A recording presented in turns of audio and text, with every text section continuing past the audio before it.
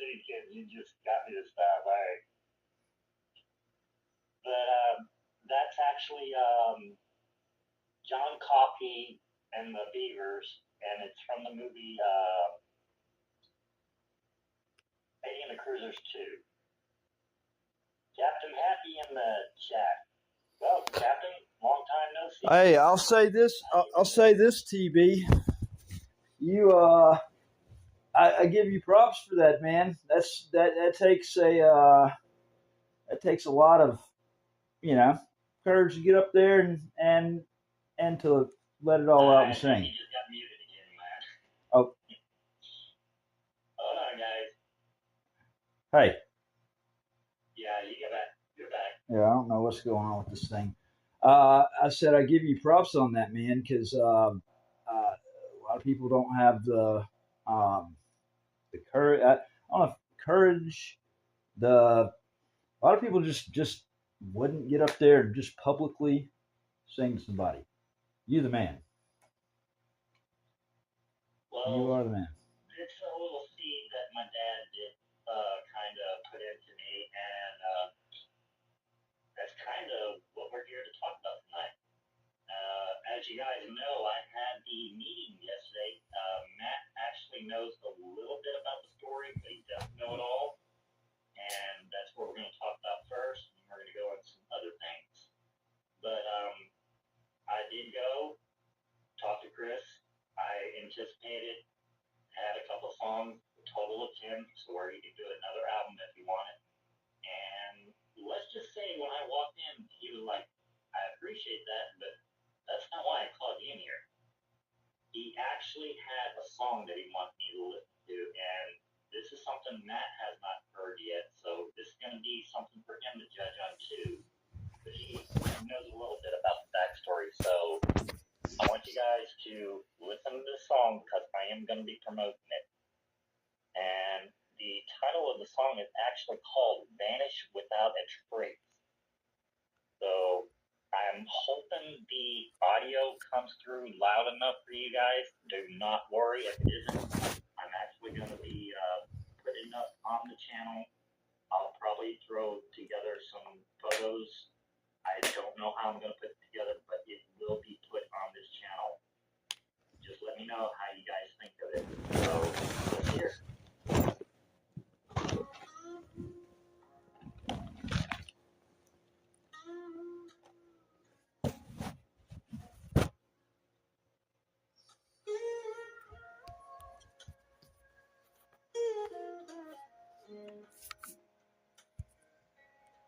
You've been gone a long time, vanished without a trace. Hey, those on Tyrant Cam, can y'all see this correctly? Is the angle correctly on here? Mama left too early, left us standing still. You were trying to stay strong, even when you couldn't heal. I was left with my alone, and my brothers by my side. You were carrying a sorrow you never tried to hide. You didn't run from love, you didn't run from me. You were walking through the darkness, trying just to breathe. I never blamed you or leaving. I never felt alone. I knew your heart was breaking, even when you were gone. Some men moan in silence,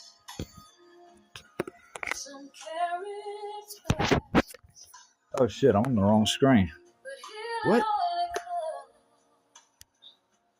When you face the past, you were always a good man. just hurting deep inside. Didn't know how to say it, didn't know how to cry.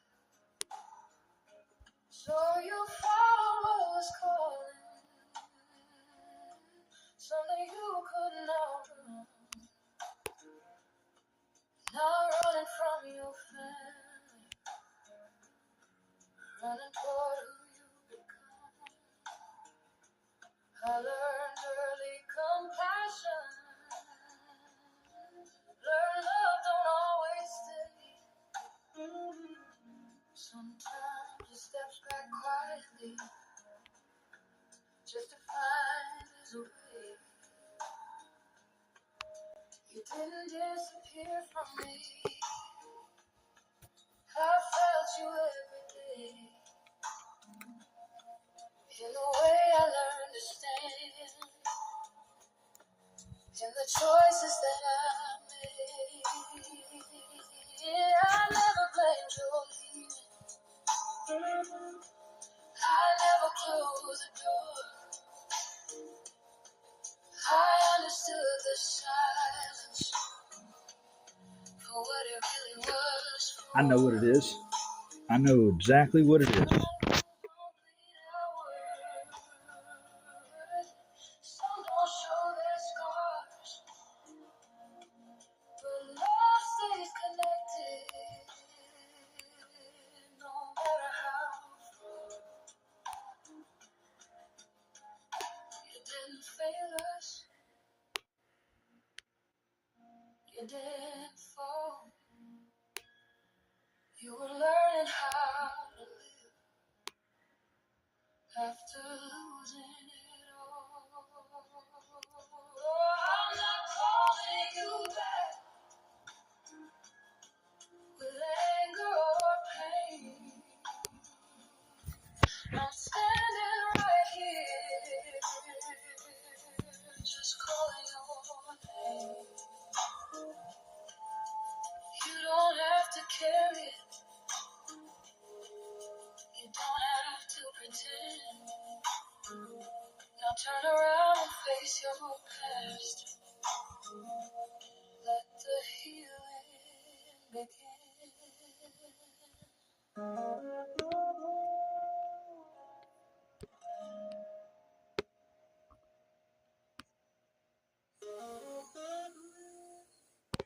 Alright, guys, so that was the song, Vanish Without a Trace. Now, I did notice a couple of people were saying Seven City said he was lost, and Seven City, this is a person that I'm actually going to be promoting tonight.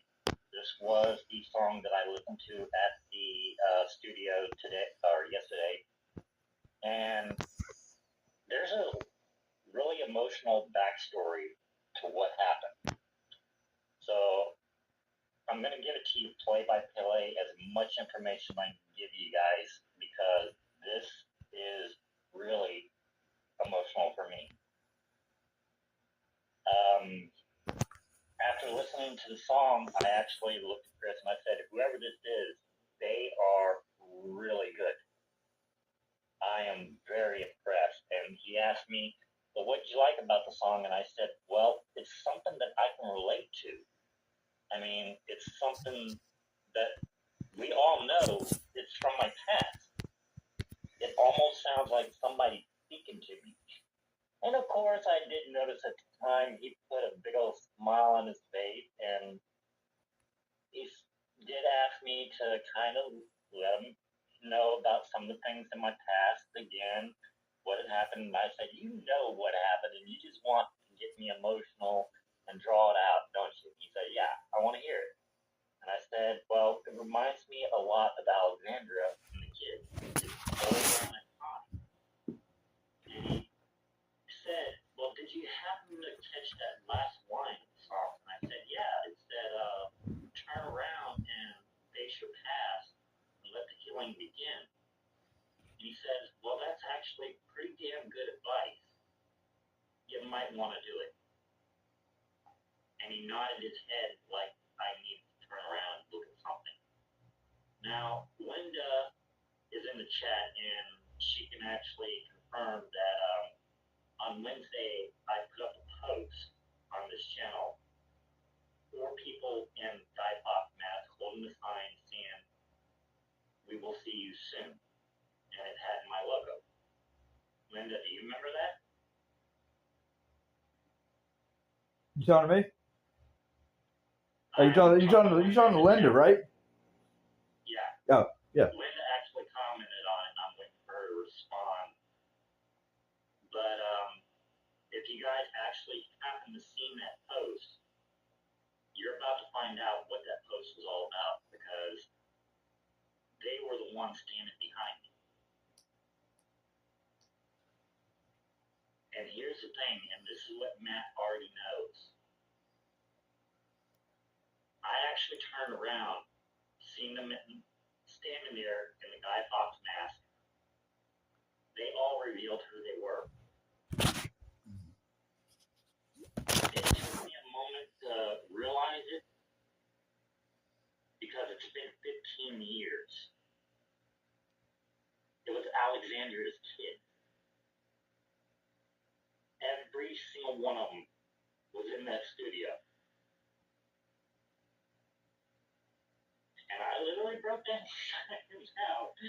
But it's been 15 years since I've seen them, and this whole releasing of the albums, I thought was Alpha and Athena's and Atlas's idea, but it wasn't. It was there.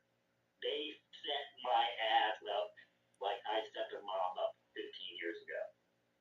They wanted to surprise me, and it was one hell of a surprise. So here's the key thing. The song that y'all just listened to, that was Alexandra's daughter. That's why I'm promoting it. I will not be giving out their names. She does not want to be known as a singer, but I will say she is a music teacher. She also sings in her church choir. She kind of knows how I feel about the church, but hey, I would show up for the church just to see her sing again. But that was the whole entire story. Everything has been leading up to this one weekend. And those kids set my ass up, and they set my ass up good. So for all the troll channels that wanted to chant, "Oh, keep it going, I agree. Because that was one of the best setups I could ever have. And one of the things I am not going to forget is 15 years in the making. That small little girl that I knew 15 years ago called me Papa for the first time in 15 years. And that's the reason why I break down so much. Hey. Well, thank you, Gloria. I'm sure she'll definitely see the comments later. But they're actually on their way home right now. We're all human. We all have our breaking down. I mean, we all have our things that make us tick, you know? Yeah. You know me, kids are my breaking point, especially when they do something like this. Dude, I've been looking at videos of my little, you know, I haven't talked to or seen my oldest child, Lydia, in 4.5 years because of the scandals of her mother. I broke a deal that I made with God. You know, she was born at 25 weeks, 1 pound 9 ounces when she was born, and literally I've got pictures holding her in my hands. She was 11 or 12 inches long. Scariest moments of our life. And, you know, I prayed every day, and I said, God, if I will always protect this child, you know, if you let her survive, you know, pull her through this. And I never realized just the pure evil of her mother to have gone to the extents that she's gone to, and for the state of Mississippi and the Attorney General's office to have propelled their corruption through her and through manipulating everything with my child. But because of all of that, I had to make the decision. Look, I can't be a father if I'm dead or in prison. You know, the only way that she was able to continuously falsely accuse me of stuff is having that, you know, being close enough to drop off the child, whatever. You know, like she has literally. It's that's another story for another day. I'm sorry for going off on a tangent like that, but you brought up about children are yours, you know, your melting point, and I'm the same way. When it comes to you, Matt, I know you don't like what I'm about to say, but you're going to have to understand it. You've got to have patience. I've waited 15 years. It's going to end up happening to you one day.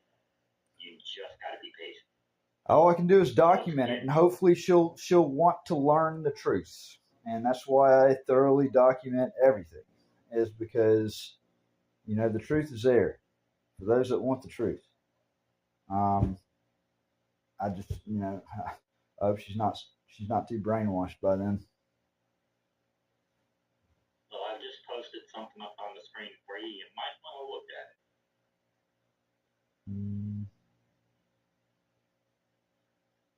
What did you post up on the screen? Hold on. Windus made a comment. Oh. She says, So I've got yeah. Let me see. It's time to honor your promise and fight for her. I am. No, and that's the thing. I've fought relentlessly. I've got to, in order to fight for her, I have to get through this shit that, y'all, when we have this discussion tonight, and it's going to be, you're going to see things in a lot clearer detail. It's a lot more complicated than that. You know, see, I've got to, I'm banished from Lafayette County. That's where my kids are at, is in Lafayette County. The most evil people, and as far as I see it, on planet Earth, reside in Lafayette County. And I am forcefully separated. I can only do so much. I'm doing the best that I can with what I have, and I've got to get through this and prevail here to be able to effectively hold these people accountable. Hey, TB, you mind sharing a song? It's up to you. It's up to you. I'll put it right here. It's an early release on the Bad Actors Volume 2. I think you'll dig it. I actually put it on Facebook earlier. And yeah, it's up to you. I'll put it right here. Through this first. Yeah. Let me get through this first, and then we'll pop it up. Absolutely. Hey, sorry for sidetracking. I am seeing some things in chat that I definitely want to share some knowledge with you guys. And this is something you can carry over into your family. Now, in my family, we've always stated the only steps that are going to be in our family are the ones out on the front porch. Alexander's kids have known that, and they've always treated me as their dad. And it's because of one little rule that we do have. And this is clear and blunt. You can't get past it. It's something that I've said to multiple people who want to talk about how some people aren't another kid's father. And that is, any man can be a father. It takes a real man to be a dad. That's what I was. When you want to look at YouTube, Matthew is a father. Chris Ryder, for public safety, he may be what people would call a stepdad, but he is that child's dad. And it's up to that child, not to us, not to them, not to Chris. It is for the child and the child only. If that child wants to call Chris daddy, that's his choice. That's something we can't tell him not to do. I'm not going to tell a child to call me daddy. I'm not going to tell him not to. Because every time I've ever been in a relationship with someone who had kids, I've always told them, call me whatever you want, just don't call me late for dinner. And that's true. I thought I'd throw that out there. Thinking about Cliff here for a little bit. But that is the rule that I go by. I allow kids to call me whatever they want. If they want to call me Papa, which Alexandra's daughter always did. She did it from the get-go. She absolutely loved me. And I did get to meet her son, and this is something that really got me going. She actually named the son after me.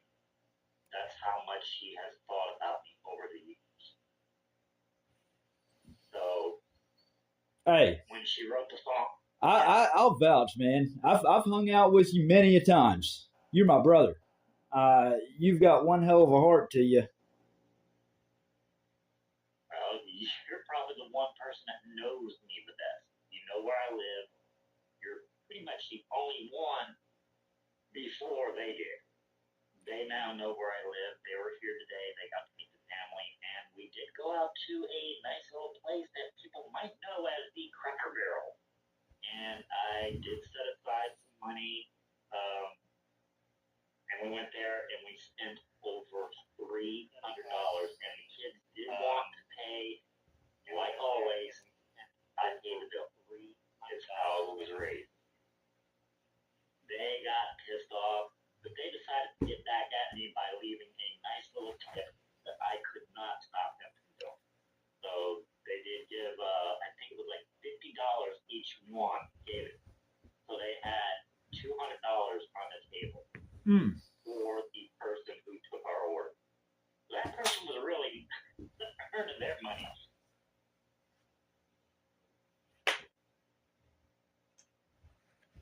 Sorry, I don't think nobody wants to see that ass.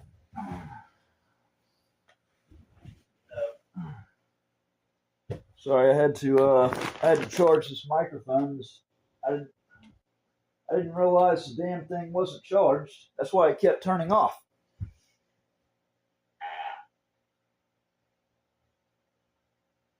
Well, FTD says your fly is down, and I think he's joking. Hey, my fly is down. Okay, I guess he wasn't joking. Hey, attention to detail, right? Yeah, it's something that I've always said, and he actually caught something that I really can't do it with the screen being like 2 inches big. I mean, to be honest with you, I'm actually surprised that I'm not sitting here without pants on right now, just because I'm chilling. I'm not out and about. I'm in the comfort of, privacy of a domain, and but yeah, no. I watched a video the other day where it was where a dumbass cop was actually testifying in court over Zoom and was sitting there with his shirt on and his boxer shorts. He didn't have the camera aimed up enough, and boy, when the judge saw that. Oh, I think I'm gonna love that video. You gotta send it to me. I'll send it to you. I will send it to you. Right. Just like the other one that I told you about, the guy that travels around the country and just runs up and interrupts news broadcasts. Fuck her in the pussy.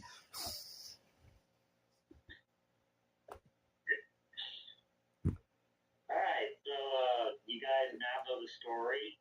I'm still waiting to hear what you guys think about the song. I mean, that's Alexandra's daughter.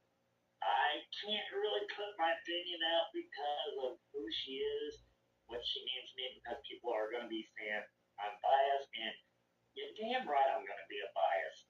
I mean, that is I agree. You got to get the public's. You got to get the public's vote on it. I mean, you can't be the judge of your own stuff. I mean, I loved it. I thought it was great. Well, Wingspan said it was awesome. STD said he loved the song. Come on, guys, we want her to know how good she did. Oh, and I forgot to tell you guys the important detail. She actually recorded that in the church that she goes to.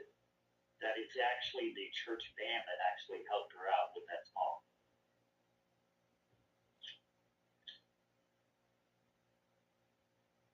Ron says, great voice.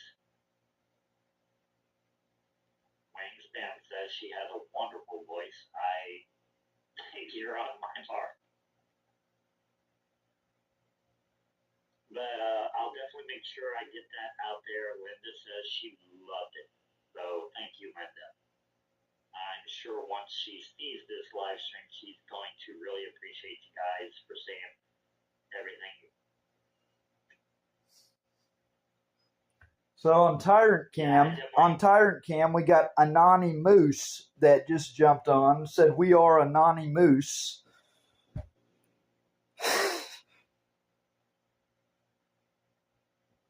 Yes, Seven Cities. She actually wrote the lyrics as well. That's where the music bug actually got into her. If you guys have actually heard me talking about it, I do have a song.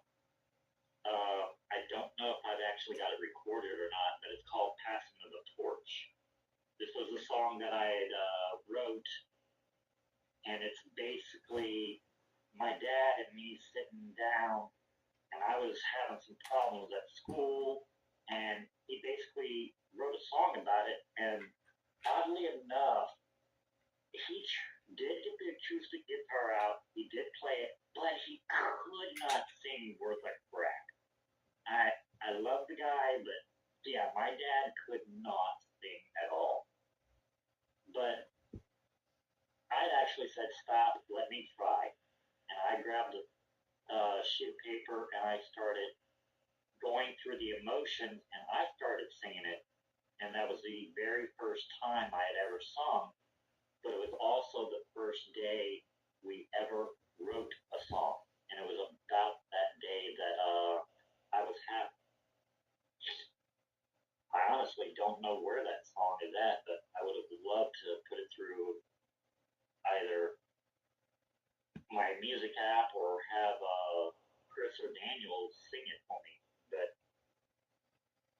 she definitely got that bug because during that period of time, I was still in the moment of realizing that I had PTSD from all the losses of my family members, having to give up the Marine Corps to make sure my mom would be okay.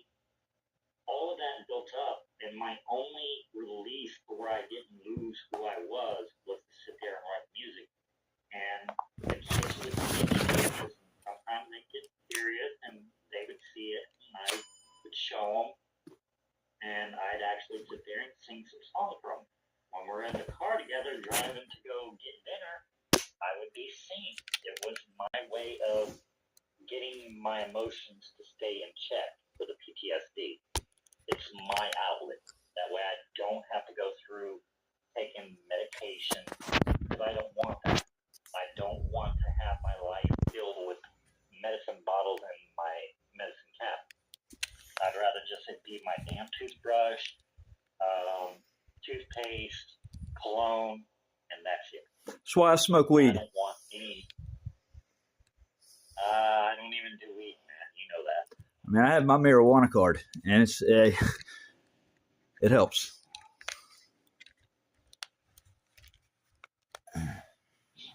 Well, Gloria, this is what I do. I mean, I've done it for a long time. I'm just now starting to let people realize who I really am. Now, of course, I'll never reveal my identity or my real name other than my name is Josh. Yeah, Linda, it is a good way to vent, and it's something that I've had to learn over the years because I do tend to keep a lot of stress inside, and that is my only outlet.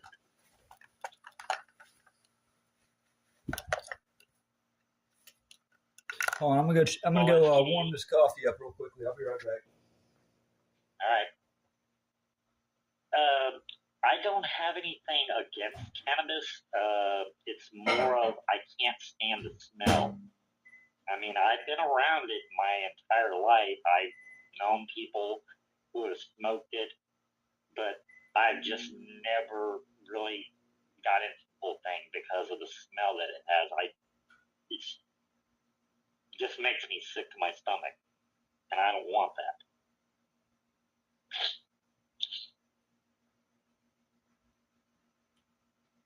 And of course, he's got to leave the fuck bad cops up. Oh, I'm sorry. Here. It's okay. I mean, it is something that we're going to be going into here in a little Hey, bit. look.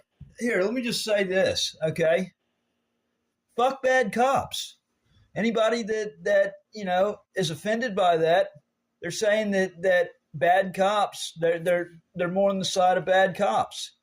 That's one of the things that really I think that we as society need to definitely take a harder look at, and that's the thing. People have said the way that I go about things is wrong. Okay, if I'm going about it wrong, I'm confident about my wrongness. Okay, here's the thing. I've dealt with 8 years of absolute hell. I mean, I've asked for people's eyes on it, because really the only way to hold government accountable when it's doing the things it's doing that's so wrong is public pressure. 1B, people aren't really afraid of 1B, but you stir up a whole, hornet's nest. That's something certainly to be scared about.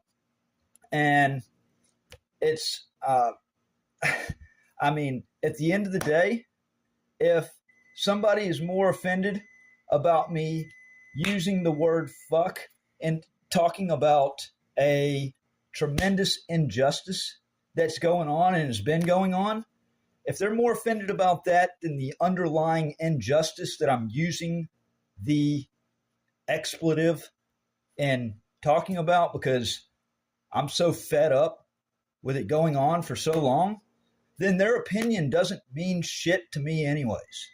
Period. Okay? Because that's just a twisted perception and reality of things. If our rights, civil rights, are just the utmost importance, liberty, the utmost importance, that needed to be said. Well, I do see STD was talking about drinking, and STD, I actually gave up my drinking a long time ago. It was actually in 2011, and it was the day that my dad passed away, because what a lot of people don't realize is when you actually watch somebody die of what is known as cirrhosis of the liver, it kind of wakes you up on what you need to stop doing. And I was a bigger drinker than my own dad. I have actually drunk my dad under the table. And I am not a small guy, but I'm actually not a big guy either. My dad weighed 230 pounds, and I would say at the time that I was drinking, I was probably $110 at the time. And yeah, I outdrink my dad. I did too. I was doing 3 bottles of a fifth of rum 151 every night. So that kind of gives you an idea on how heavy of a drinker I was. And when you see somebody die of that, yeah, you don't want to put your family through that. Yeah, I had a bad problem with alcohol. That's why I'm so offended whenever I'm gaslighted and said to be, whenever they arrested me for the false DWI saying they smelled alcohol. I hadn't drank in 5 years. that was the hardest challenge in my life, is putting the drinking down. I witnessed a gruesome suicide while I was in the Marine Corps. A guy put the M16 in his mouth, put it on 3-round burst, and pulled the trigger. I took to self-medicating using alcohol for the traumatic event that I'd witnessed. And it fucked a lot of shit up in my life. I would drink and I would take it over the edge every time. Like if I drank liquor, I didn't have a stopping point. Like I drank until the bottle was gone. So it was a major accomplishment, and it's one of the biggest insults to me. The fact that I, struggled and actually had the strength to put that part of me behind me, to be accused of drinking, and then to lose a year and a half of my life for a made up crime of drinking when there was no alcohol. And then more recently, here with this federal case for John Ferris, the supervisory U.S. Marshal over at Lafayette, Louisiana, for him to have rode the coattails of these gaslit lies and to try to say the same thing just to piss me off. I mean, hey, whenever I do fall off the wagon, okay, which I have, you have no idea how hard it's been to refrain from drinking. But hey, I fall off the wagon, it's going to be the government's fault for falsely, for provoking that, for continuously. Whenever I put it down, I put it away, and they want to keep bringing it up and trying to say that I'm doing something that I'm not, that's provable damages. It's going towards the government on that. I think you just need to do your best not to pick the bottle back up. Of course. I never want to. Yeah. But I'm saying, be careful what you wish for, government, I mean, it can be stressful every day of going through not drinking and fighting that bottle, but you know as well as I do, it gets easier over time. Yep. And even with these jackasses trying to push you to drink again, it's still going to be revolved around your choice. Don't let them take that choice from you. If you want to drink, that's your choice. If you don't want to drink, it's your choice. So just choose not to drink. Yep. Don't give them that. Yep. All right. So now that we're done with my little thing, I did tell Matt that he can come up here tonight, and we're going to be talking about his story that he revealed to me just yesterday. So, Matt, I'm going to give you the floor. Go ahead. Well, here, go ahead and play that song first. All right. And then I'll pop you up on the big screen. All right. Let you be solo for a little bit.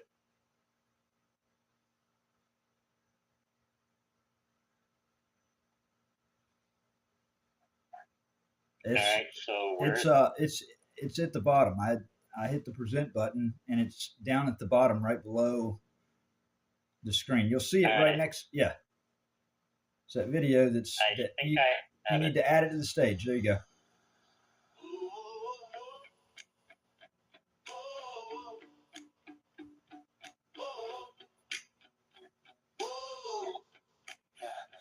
Say they independent, but they quiet when it's real.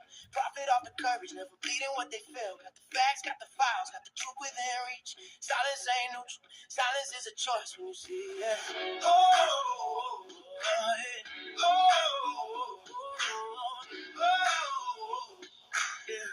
Hey, this is for all the big channels out there. Quiet when it's real.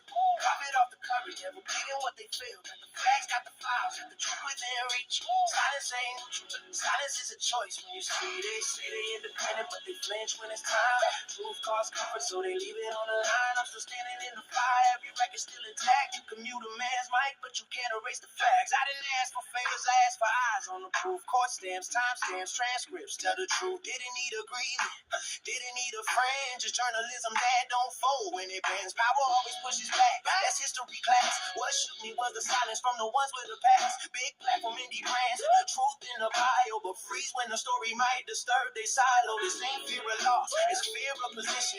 Access over honesty, safety over mission. They monetize rebellion, sell courage by the clip, but won't touch real consequences when the system gets hit. I paid in jail time, finances, families strain. Why they count you talking theory, never touching the pain. So when I say, I notice who looked away, understand this legend don't fade with the day.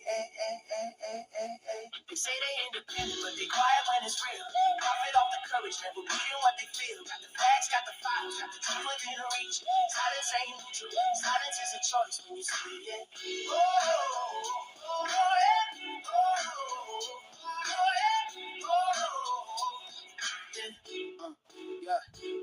Journalism ain't vibes, it's verification. Not branding, not friendships, not self-preservation. You don't gotta like me, don't gotta agree. Just follow the record where the evidence leads, and it would've paid. That's the part they won't say. Clicks, growth, engagement, easy runway. But money wasn't missing, courage was scarce. They chose comfort backstage over standing out front. They talk whole power accountable, merch on the screen, but dodge real accountability. When it ain't clean, independent in name, corporate in reflex, same avoidance patterns, just a different address. I reached out in good faith, no angle, no spin, just look at the facts, then decide where you stand. Got nothing but quiet, like I never existed, but ignoring injustice don't make you detached, it makes you enlisted. They say they independent, but they quiet when it's real. Profit off the courage, never beating what they feel. Facts got the files, got the truth within reach. Silence ain't neutral, silence is a choice when you see it.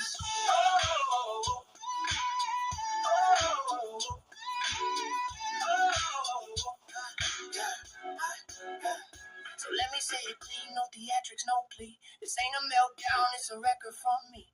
History don't crown who stay polished and safe. It remembers who spoke when silence was paid. The documents breathe, the timeline's alive. Every attempt to bury it just proves it survived. I'm still here, still filing, still naming the harm. Why they guard their platforms like a gated alarm. If independence cracks when it's tested by truth, then it wasn't a principle, it was a costume and booth. I'm not asking for rescue, not begging for light. I'm marking the moment you chose not to fight. So when they all got movements in the dust finally cleared, the record show vanished and you stay sincere. I stood on the facts, no edits, no noise, and I said it plain.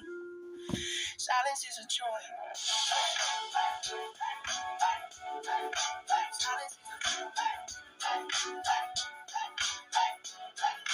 Silence is a choice. Hey, that song was for all the big channels out there. All the channels that have 50,000 plus subscribers, okay? There's no excuse for it. And you know what? On top of that, I've even tagged these channels in it. Silence is a choice. And I'll tell you another thing. You know, I take it very personal. I take it very, very personal. It's the most disrespectful thing that I think I've ever encountered. Because here's the thing, all right? It would be one thing if covering a story costed somebody money, okay? You don't have to like somebody to cover a story. In fact, covering a story puts eyes on it and it makes them money and viewers and engagement, okay? And it puts eyes on a tremendous injustice going on. But instead, we have all these channels out there. They know what's going on. So why aren't they saying anything? Why are they allowing such an injustice to go on? Because when I go through what happened with this federal court atrocity, this has been an all-out.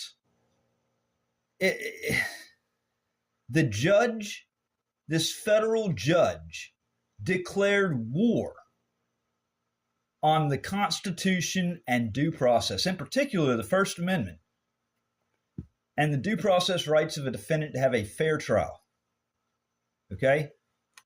This is it's an absolute outrage. And as somebody that's put in the time and the effort and has personally encountered injury after injury, has been separated from his children, and these channels where it doesn't cost them anything. I'm not out to do this for a popularity contest or for money. Fuck that. This is like a life or death thing for me. Okay? I'm a Marine Corps veteran. I swore a lifelong oath to protect and defend our Constitution. Same thing that these fucking tyrants were supposed to have done. I'm taking my oath seriously, and I mean, at this point, when they've attacked and created such a unjust environment, literally robbed me of everything that I had going because of what they fucking know is a complete fabrication. I mean, all I've wanted was my life back. I've wanted normalcy.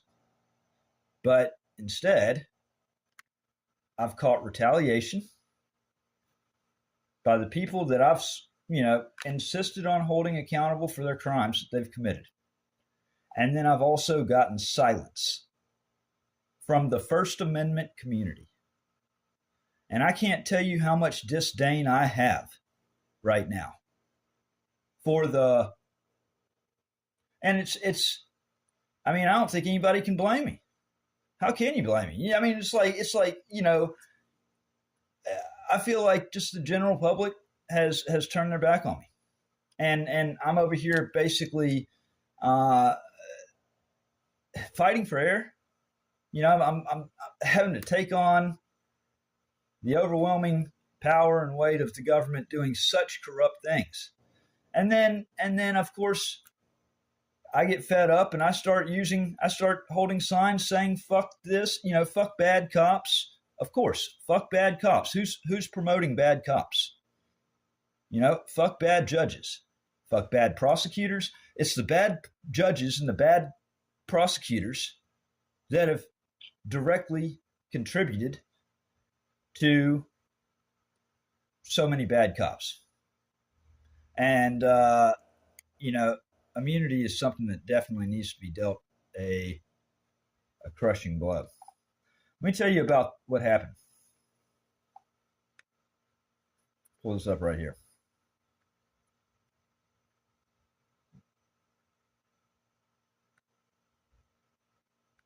Okay. So, December 14th or December 15th, I went to trial on a charge of disorderly conduct for blocking or for obstructing an entryway to a federal courthouse. The facts surrounding the matter are this simple. June 23rd of this year, I walked into the federal courthouse in Lafayette, Louisiana, into the unsecured lobby, the foyer, because that's not past the security gate. Okay. They've got a display case right there of neat things. And I just wanted to document the unsecured public lobby. A way of stress testing the First Amendment, but I don't go out to just intentionally provoke. That's not really my kind of style. But when people take it there, I can take it there. And that was kind of what happened. It was a lot of unprofessionalism, and they shut the courthouse down early just to try to get rid of me. So I came back 3 days later on June 26th to go and file a complaint against the supervisory U.S. Marshal John Farish. John Farish did not want to even acknowledge the rules and regulations governing conduct on federal property. So John Ferris tells me I need to. Hold on one second.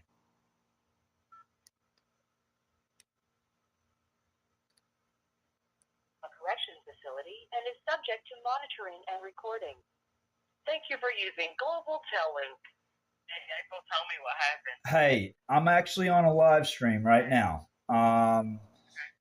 So, and I was actually going through something, but real quickly, I was going to say, can you call me back in about 20 minutes?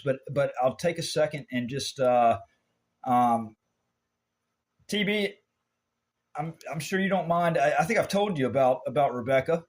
She actually called it a perfect Yeah, time. tell me about it. So she's in the Delta Correctional Facility, and I'm going to divert from what I was just talking about to kind of let you explain. You know, give a quick rundown of what has you there. What got me here? Yep. Okay, so I'm an investigative journalist. That Hold on. basically Here, hold on a second. Let me put this chest mic on.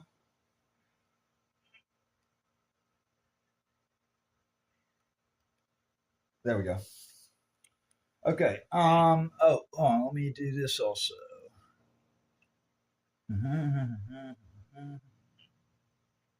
USB audio. Okay. Hey, do y'all hear me? Can y'all hear me on there? Yeah, you're good. All right, good. All right, go ahead. Okay, so I was an investigative journalist holding police accountable in Lowndes County, Mississippi, via my YouTube channel, Lowndes County Accountability. What I was doing is posting videos of police harassment that I recorded with my cell phone, and I was getting public records requests and obtaining body cam footage of, false arrests, different things that show police misconduct and government misconduct. I didn't stop the police. I went to the courthouse and reported the rude and disrespectful and unhelpful court employees as well. So pretty much I made enemies out of all of Lowndes County court system and the police. Aren't they wonderful? What I did was, yeah, wonderful. Yeah, God bless them. So I was doing that for approximately 2 years. I started in 2020. And fast forward to 2022, they really got tired of me posting videos. And so they fabricated some charges on me, put some liars on the stand during my trial. You know how it goes. Charged other people with the same charges that they charged me with, and the people that actually committed the crime. They put them on the stand to lie and say that I told them to do it. Drug charges, drug sale charges. And so at the end of all that, I was convicted, and now I have a 24-year. Okay. Well, I think you left out and the biggest part about all that, most disgusting part about all that, I've listened to the calls to the CI, the confidential informant that Deanna Gaddis, okay, that they went. The neighbor that sold the drugs to the CI, confidential informant. Her name is Tanya Blanton. Tanya Blanton, yeah, and they went out of their way to. It was like you can hear her on the recording telling, I don't know if it's her boyfriend or whoever that was riding in the car with her, hey, if we can just get her to take this money, okay, then I'll buy you a pizza. You know, like, and clearly, she's getting something. She's getting some type of favor given to her, but the government had it out for you that bad that they. Yeah, they tried to entrap me, but I really want your audience to know they really tried hard to entrap me, but I didn't fall for it. That's the thing. You can actually watch the cell videos that Matt's referring to that they used, that they provided during discovery. The state provided during discovery. You can actually go to my channel and watch all the cell videos. You can watch all of the police interview videos with me and Deanna Gaddis and her husband and my ex-boyfriend. They arrested all of us for the same cell charges. It's crazy because all right. It's crazy because what they did is they did a whole roundup of every everybody that was around at the time, they just caught everybody up in a net and said, okay, now we're going to make up our narrative. We're going to see who will lie for us, is what they did. Okay. They arrested everybody, you know. Classic police tactic is to arrest the people first and then build your narrative. Okay. So that's what they did, and you're absolutely correct to point that out, that there's several conversations in those videos, like when Jeff Edmondson, the lead investigator, told Tanya Blanton, the confidential informant, the first time she bought dope from Deanna, on the way back to the meeting place when she had done bought the dope, Jeff Edmondson said, who did you get it from? And Tanya said, I got it from her neighbor. And he said, you got to get it from Rebecca. You got to get her. You got to get her. So they were not interested. So they weren't interested in catching anybody. They wanted to get you. They wanted to frame the narrative to you. Right. This background behind me that says fuck bad cops is directed at Jeff Edmondson and all the other Jeff Edmondsons out there. Hey, do me a favor. Call me back in about because I'm on a limited time on here, and I'm going through the federal thing. But yeah, call me back in about 30 minutes. All right, thank y'all. God bless y'all. Have a good day. All right, you too. Bye. All right. Hey, look, I want to do that. I've always tried to help people. Always. Even when I haven't really had the ability to do it. Still wanted to help people. Still want to help as many people as possible. She's in prison for 24 mandatory years for something that the government set up on her because she was a journalist. I take a freaking, I take a personal interest in it as somebody that has been falsely accused and falsely framed for crimes that 100% can be proven I didn't commit. Okay? But it was all in retaliation, and what happened to her could happen to me. And guess what, y'all? What's happening right now to me can happen to y'all. Can happen to anybody.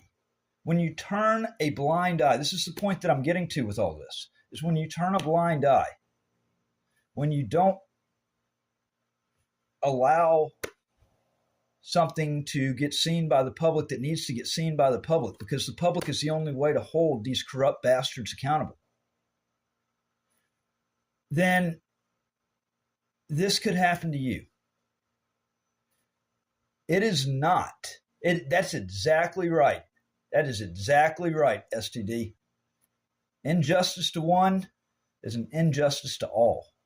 Because as soon as you turn a blind eye, as soon as it's allowed, I don't care if you hate somebody, okay? You still cannot get behind an injustice or basically stand by and allow that injustice to happen to them, because then you just created a precedent that they got away with it there. And so guess what? They're going to do it again. And then what's going to be the differentiating factor whenever you have a disagreement with the government?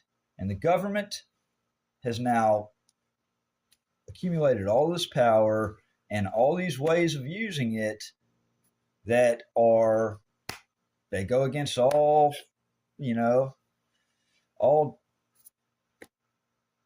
just values and decency and right. It's just a complete decimation of rights. Here's where I was getting to whenever she called. As I went back to the courthouse, June 26th, to go and file a complaint on this U.S. Marshal. He wouldn't take a complaint. He said they don't take complaints there. I would have to file it through Washington, D.C. At that time, he made it clear as day that they had obtained all this information on me. He made it crystal clear that there had been a lot of communication about me. I'd used my pseudonym name, my pen name of Don Matthews, okay? But he knew I was Matthew Reardon. And he just kept pushing it further and further and further. And so I knew something was off. This is something that I've been investigating into for a while. There's been a coordination that's happened over state lines. It's stemmed directly out of North Mississippi, out of Lafayette County, Mississippi. It is now reached out. This is now branched out to Galveston, Texas. A favor was called in over state lines, and I was arrested for a false DWI, where I sat in jail. I sat locked up for a year and a half. My car sold at public auction, and then I got shipped to Mississippi. I got you might as well say I was human trafficked to Mississippi 2 weeks prior to going to trial in Galveston, Texas, where my innocence would have been proven. I should have never been in jail that long. It was through lies that I sat in jail that long. But then 2 weeks prior to going to trial, I get extradited to Mississippi in a black van with no windows, because the governor signed off on a warrant based on fictitious, fraudulent information. I mean, it's on the governor's warrant. Fictitious information presented. Now, I get out of prison January 22nd of this year, and I go to Utah. I'm in Utah less than 5 days when a rogue captain from the Oxford, Mississippi Police Department named Hilden Sessoms reaches out to a lieutenant over at the Layton, Utah Police Department, saying that he's come to their attention that I have moved to Layton, Utah, and that through their research, this is my address. I didn't even know my address. I had just signed the lease. I hadn't given it to anybody. I hadn't put it on paper.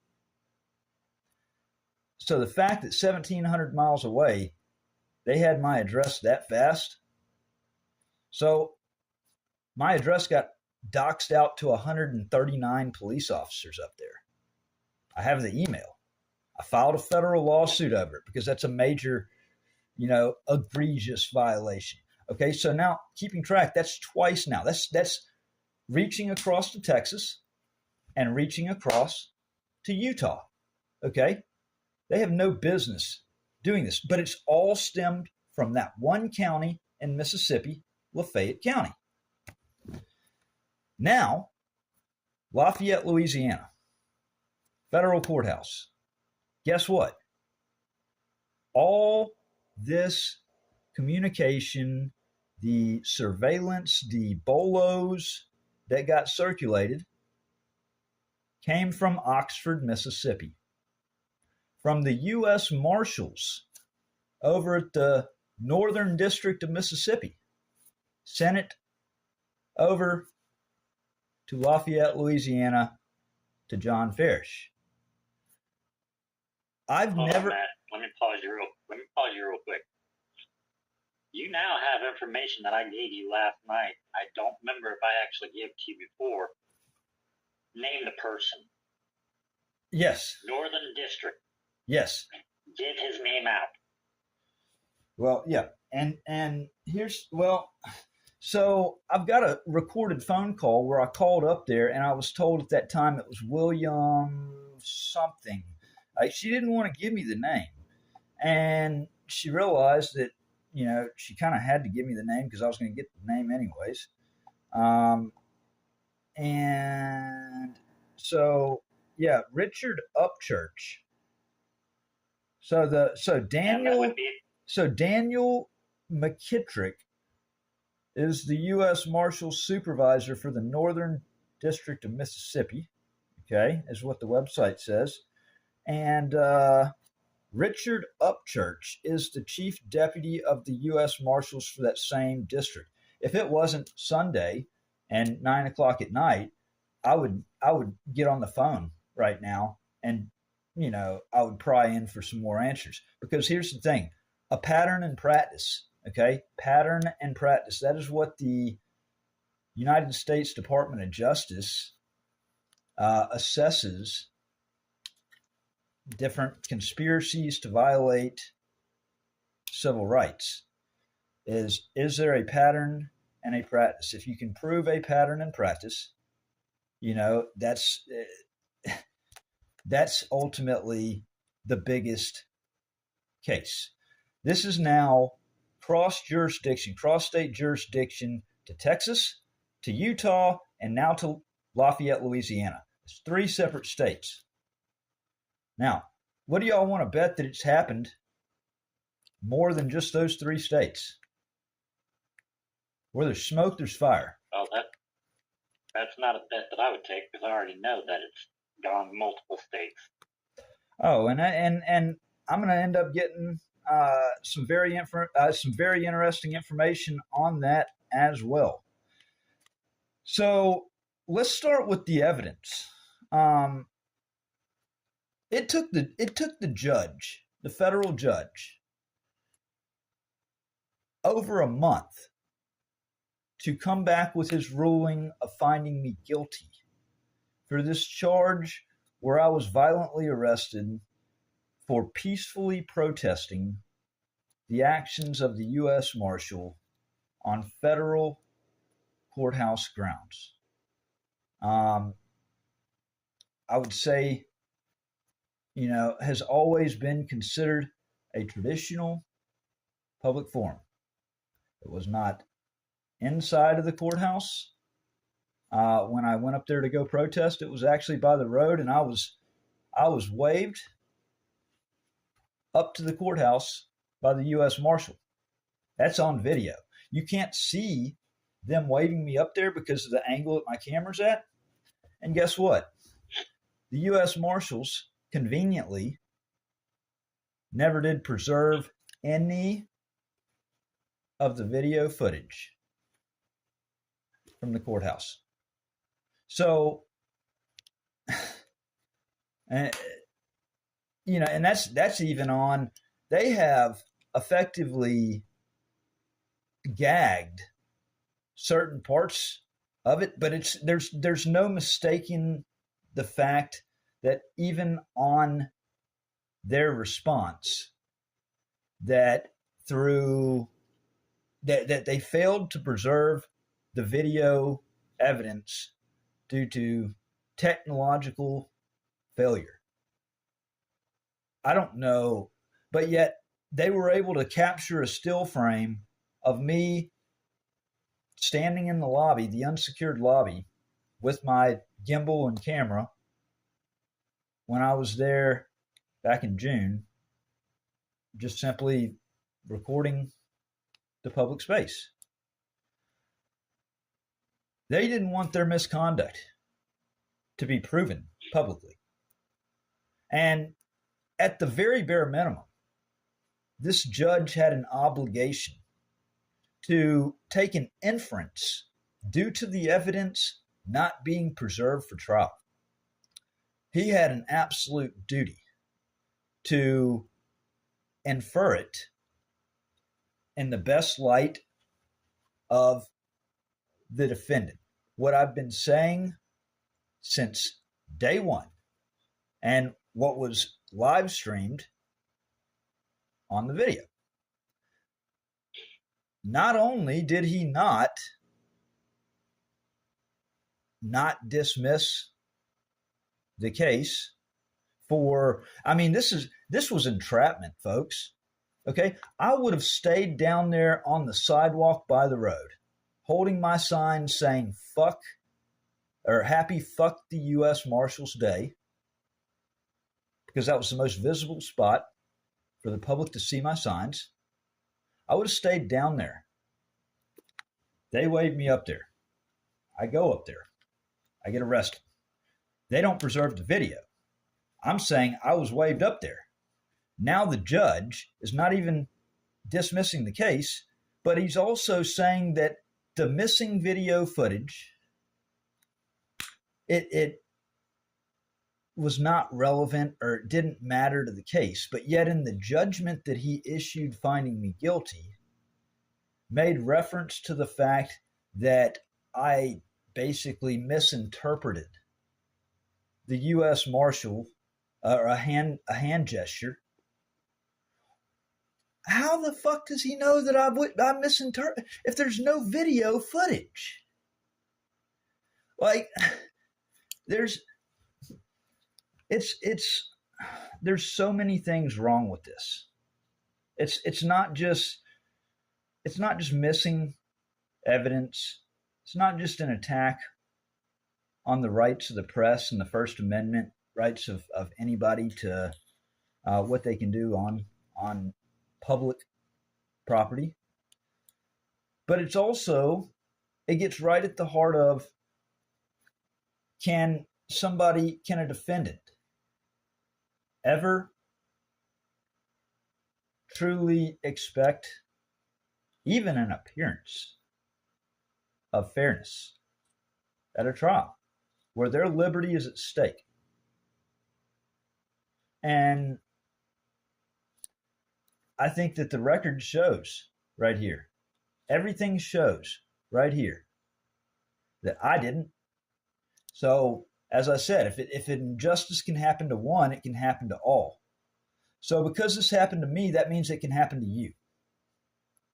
And I want to know how many people that are watching right now are absolutely offended by that. I want you to put a 1 in the chat if that shocks the conscience. And if you don't put a 1, I want you to explain why it doesn't. Why you think that would why that's ever justifiable. And for everybody else that's on here, if you're not putting anything, then that means that you're asleep at the wheel. Okay? And that's a problem. That's a problem that I want to address head on. And if that offends anybody, if it makes anybody upset, I'm sorry. But I care too much about our rights and doing what can be done to prevent us from going down that path that is going to lead to nothing but just complete devastation. On that, I'm leaving. Night all. Look at that. See, this is what I'm saying. So to me, this is common sense. I don't know how. I don't know how I could have made it any clearer that evidence disappears. Evidence is not preserved. A fair trial is not had. And see, I don't need those people in my corner. Okay? If they want to flake off, and basically if whatever, for whatever reason, what Lynx is upset about and leaving, sorry. I mean, that's at the end of the day, I'm going to tell you this. This is a fact, okay? And you can look at it back in history, and history is the determining factor on this. That tyrants, that dictators are the minority. 100% they're the minority, okay? It's not really the tyrants and the dictators that are the true threat, because they only rise to power because of the people that are asleep at the wheel and allow them to do it. When there's a lack of accountability and the people allow injustices to happen like that basically got offended and just said, taken off, couldn't even put a 1 in the chat. I see 1-1 in that chat. So that means the rest of y'all are asleep at the wheel. And that's a problem, because you don't see that as a problem, that evidence was discarded and that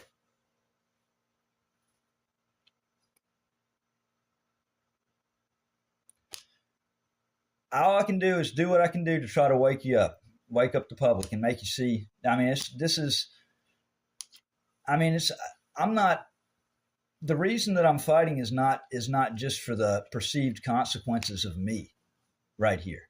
This is a maximum 30-day in jail sentence. It's the lasting effect that it's going to have on everybody.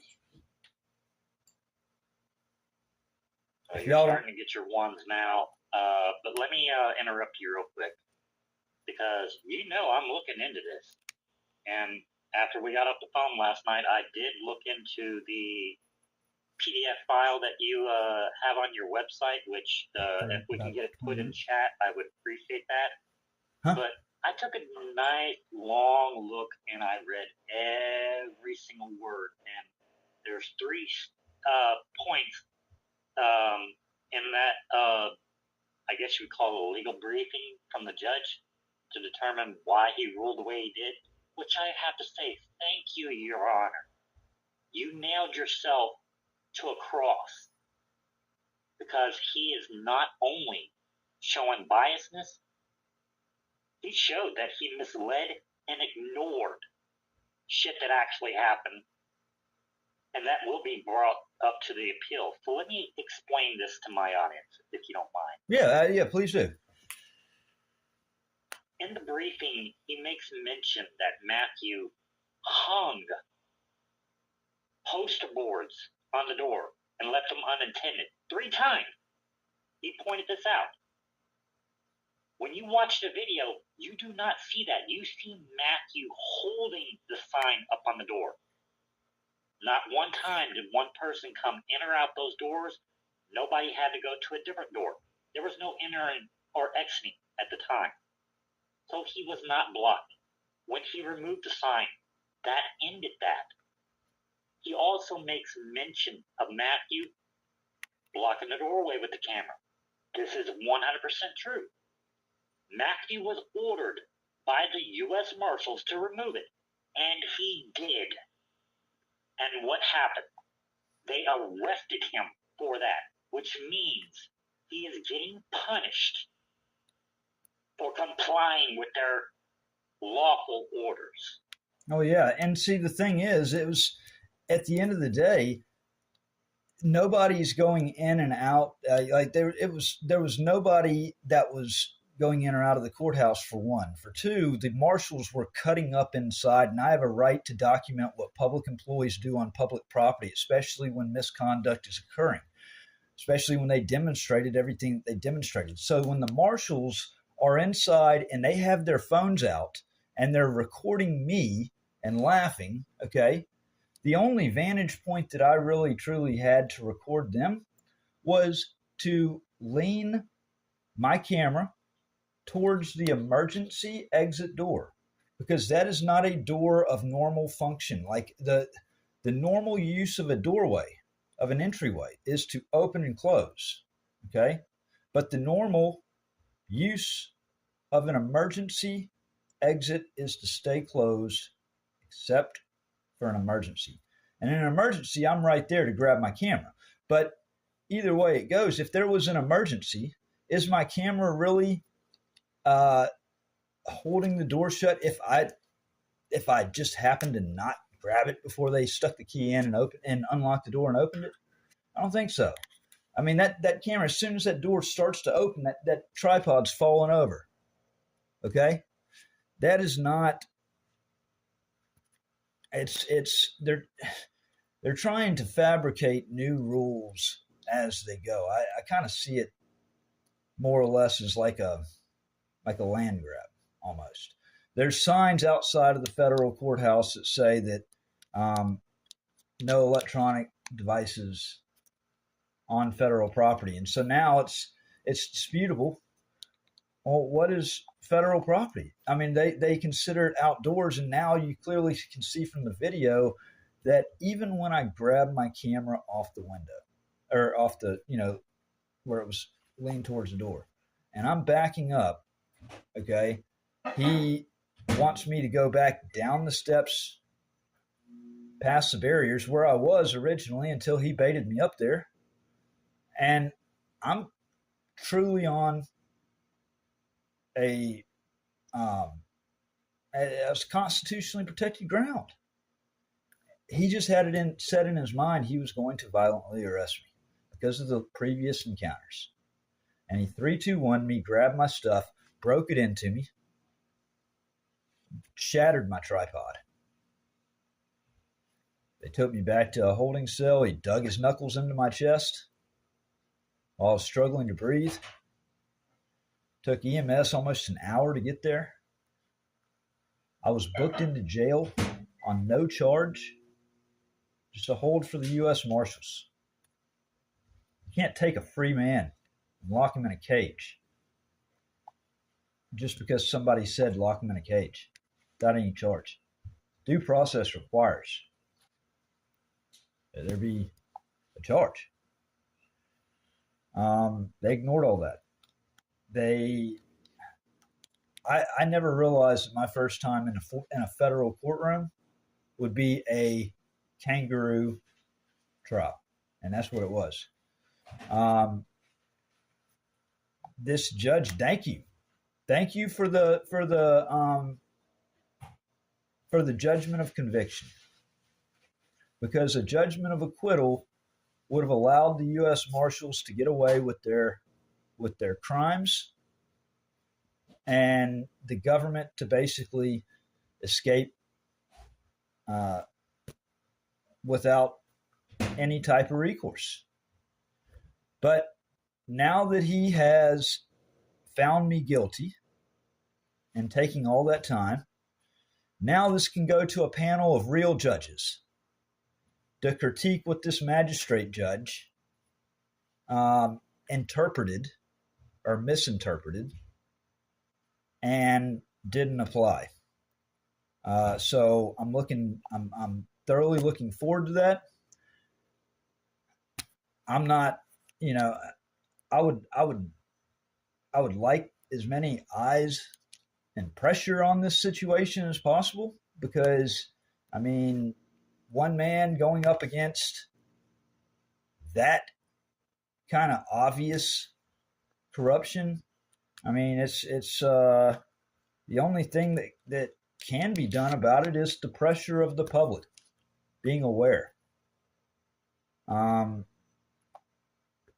have to go back to court on the 29th of this month, I think. That's what it's originally said as. He had already basically decided back last month, or actually at the time of trial, that if I was found guilty, that then he would decide whether it was applied constitutionally or if it was unconstitutional under the First Amendment. And I can't possibly fathom if his decision making is that skewed to allow all that to go on and to find me guilty.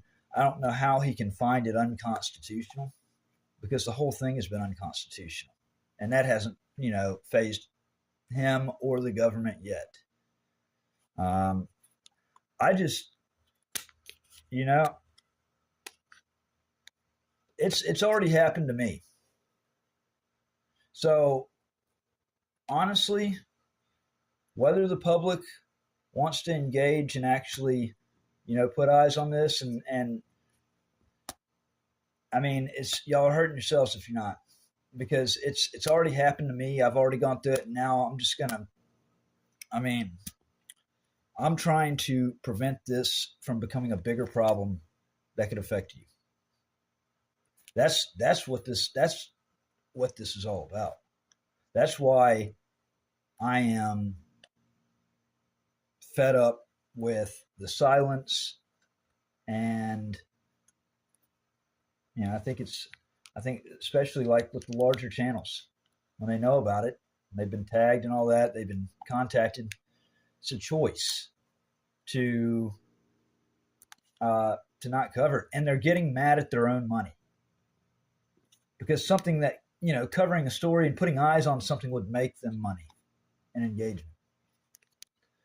And I take it super offensively that they won't.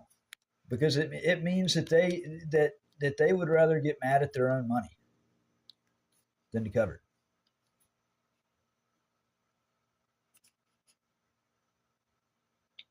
I'm going to be doing my video. I've actually spoken with Atlas and Athena, which the audience knows they are two former cops that basically walked away from the job. Alpha, I think I said Alpha, didn't I? It's Alpha and Athena. But Alpha is a former detective who basically worked with murder cases, homicides. He's very good at what he does. He's going to be a part of what we just call it, an investigation of what's happening with you. And Athena is actually a former patrol officer who basically watched me get thrown under the damn bus after getting hit by the sheriff's daughter doing DUI. She got pissed off about it because she thought the sheriff should have pressed charges against his own daughter. It was proven. It was her car. Rules for thee, but not for me. Yeah. But they're definitely going to be working with me on it. I think we're going to be talking a little bit more about how we're going to be presenting the video, but I think we've pretty much got it locked in so far. But we're basically going to do a side-by-side. One of them is going to actually read the judge's words off the PDF file that I have, and I have all 19 pages. And then we're going to compare it to what is being shown in the video. Yeah, I was going to say. Once it's done, yeah, people are going to realize that this is not a ruling that is accurate. He was completely biased. People are gonna realize it's gonna come to a point where they're gonna be like, "Oh, holy shit, he was right." Like this shit. I really wish we would have done something. It's something as simple as just making sure that the public was aware and put the pressure on this. I wish we would have done that simple of a thing back then. Before it gets to. It's going to get to the point where it's too late. Nothing can be done. I mean, you got to fight for what to preserve what you have while you have it. And I'm a patriot. I mean, I'm a Marine Corps veteran, pissed off Marine Corps veteran, and a patriot. I think we're almost out of time. I think your phone call is about to come back through because we are at an hour and 31 minutes, and I think she called at like 1 hour and 10 minutes into the live stream. Mm-hmm. I'm not sure, but and I don't want to, and I don't want to hold I don't want to have like that long of a live stream. Yeah, I've got things I got to do also. I don't want to hold people here, for that long. I don't want to go on a freaking long rant. I think I said what I needed to say. There are certain things that needed to get addressed. Needed to get spilled out into the public, and I hope nobody took that anything personally or offensively because like I said earlier, if that's offensive to you, but if destruction of evidence and denial of a fair trial and just a completely corrupting doing what these people have done, if that's not offensive, then I can't change you. That's something that I mean, all I can do is just try to make it make sense, and if it doesn't, then but yeah. All right, so we'll go ahead and shut it down here. We're actually going to end this on a different note.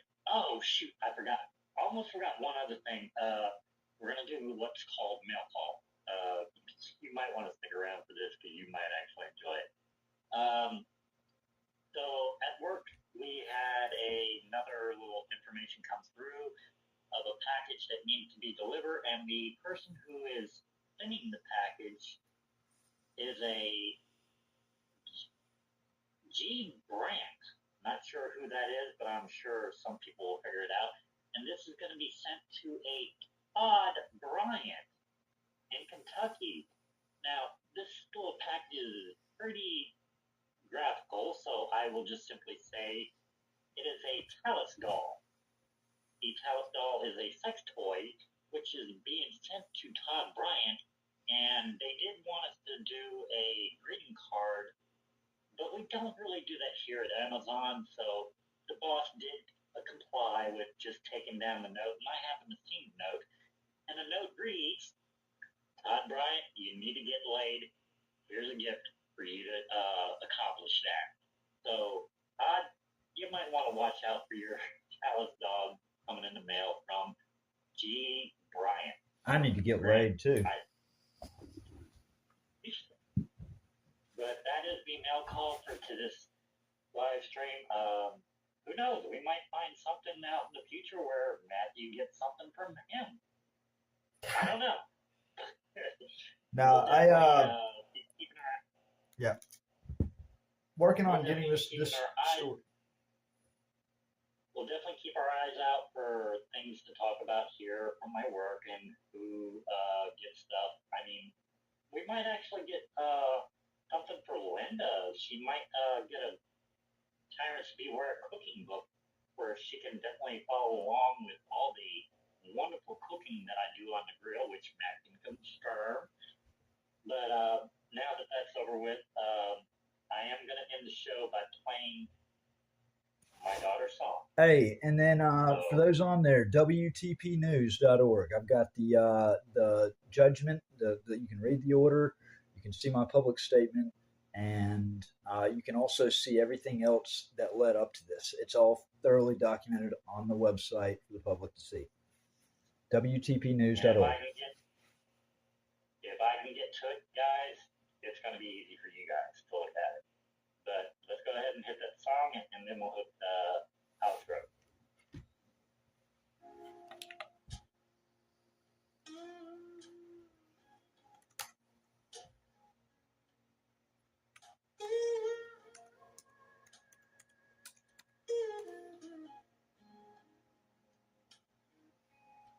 You've been gone a long time, vanished without a trace, but I never felt abandoned, just time I couldn't place. Mama left Good night, everybody. too early, left us standing still. You were trying to stay strong. All right, I'm done. Okay, peace out. All right. I was left with my uncle and my brothers by my side. You were carrying a sorrow you never tried to hide. You didn't run from love, you didn't run from me. You were walking through the darkness, trying just to breathe. I never blamed your leaving, I never felt alone.